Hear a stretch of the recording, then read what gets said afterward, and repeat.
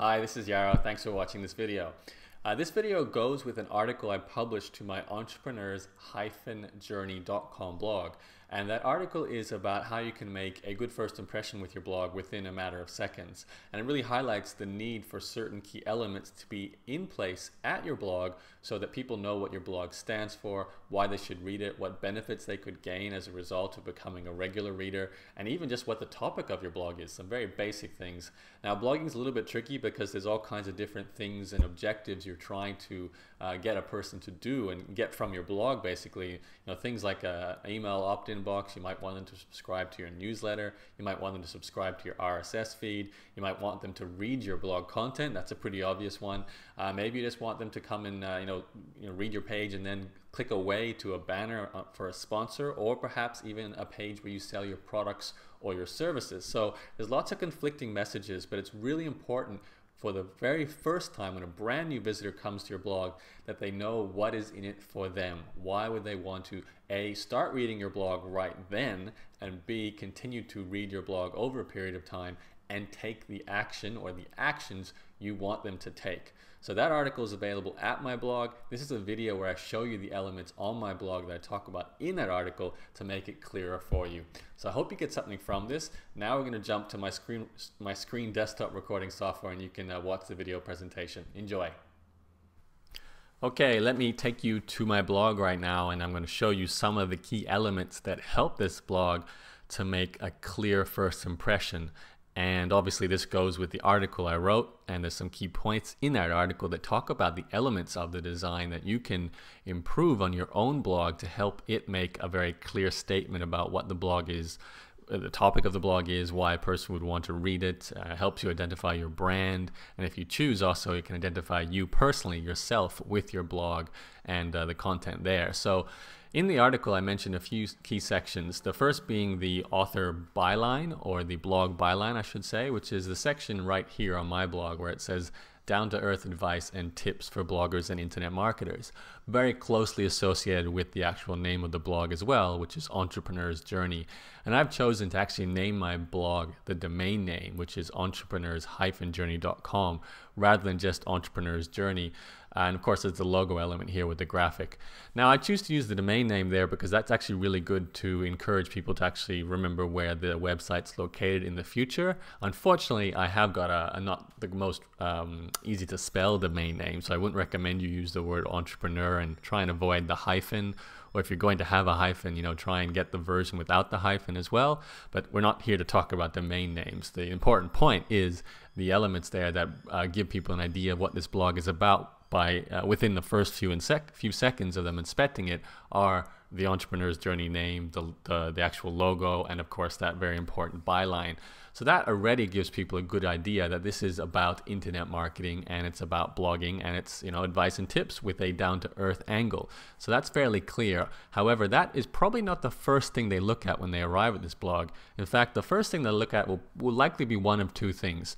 It'll be this headline here, so that's the headline of the most recent article in the blog, or depending on what image is loaded on the screen, because I have a banner rotator here that shows different pictures from my travels around the world, they may look at that, or they may look at this here. And the reason why is because it has my face, and people's eyes are generally brought to attention of faces. So that's why it's often good to have pictures of people on your blog design, especially if you want to highlight a certain thing. In this case, I have a video here, but when it's paused, before it starts, it's me smiling. And that immediately brings attention to what I call the call to action in this case. So this is the opt-in for the Blog Profits Blueprint. So that was one of the other points I mentioned, that this call to action here, it does grab people's attention as one of the first elements, if not the first.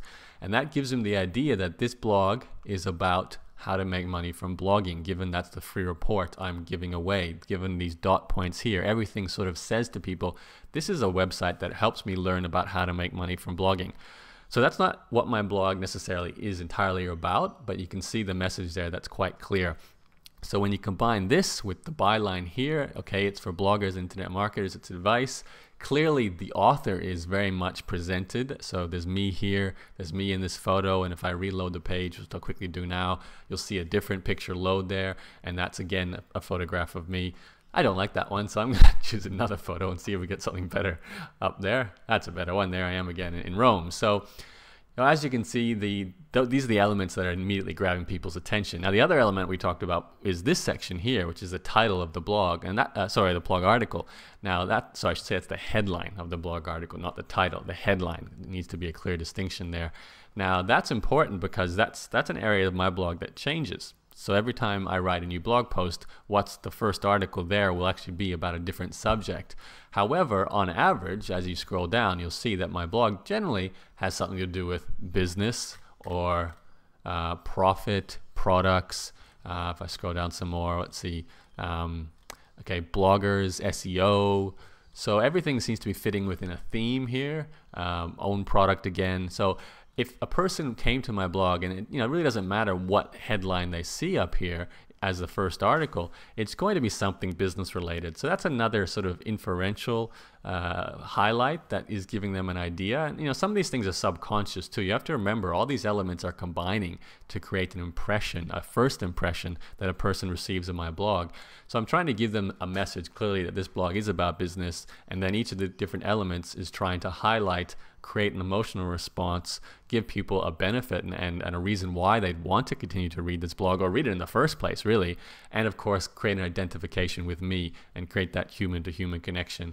One last point before I end this as well. I haven't mentioned the title of the blog and the blog post as well. That's up here. I mentioned it was in the bar of the browser. So it's the top bar there. That's the title of this blog in this case. And that's an area where, once again, you can use a phrase to describe what the blog is about. In fact, I think I need to change that. Internet Business Blog is probably not descriptive enough, and I should change that to a longer sentence, something along the lines of this. I have been trying previously to optimize for search engine results to get this phrase, Internet Business Blog, but I think now I prefer to go for a phrase that's better for human beings and less about search engines. In this case, obviously, each of the individual articles, they want to rank for different long tail keywords, but the first impression I'd like to make to human beings on the blog's homepage is probably needs to be a bit more descriptive than Internet Business Blog. So I should change it, and I think I will. So that pretty much sums up the elements. You've got the byline, you've got the title, you've got the domain name. Obviously, that's the title of my blog as well. Your domain name itself, which is up here in the browser. You've got the call to action, whatever you choose to focus on. Different bloggers have different call to actions, but it's usually very clear what their most important thing that they want people to do. So if your blog doesn't have a clear call to action, that's probably one thing you need to change as well. What do you want people to do at your blog? You've got the headlines of the individual articles, and of course any photographs you use as well. So all these elements are combining to give an impression when that person arrives at this blog for the very first time. They quickly scan the page, their eyes jump from element to element, they read the headlines, and they get an idea of what this blog is about and why they'd be interested in reading it.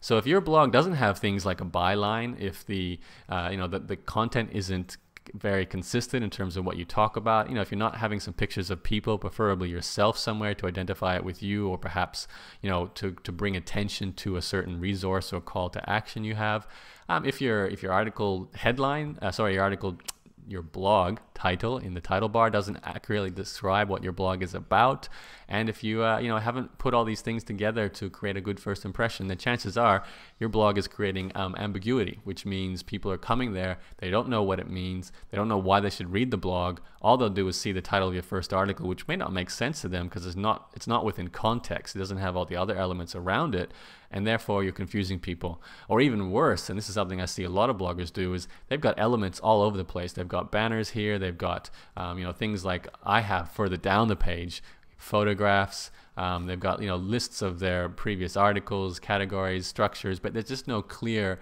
sentence or element that says this is what this blog is about and this is the reason why you should stay here. So one message, one web page, that's preferable. With a blog it's a bit difficult, so try and at least have a clear message from certain key elements without distracting people. It's definitely a balance. You have to keep playing with things. I'm still playing with things on my blog, but I think especially because of this byline here, it does give a fairly clear message what this blog is about, as well as the call to action here. It definitely gets people into my funnel for a reason. They're there to learn about how to make money blogging, and that's important to me because that's how my blog makes an income. I sell products related to that niche.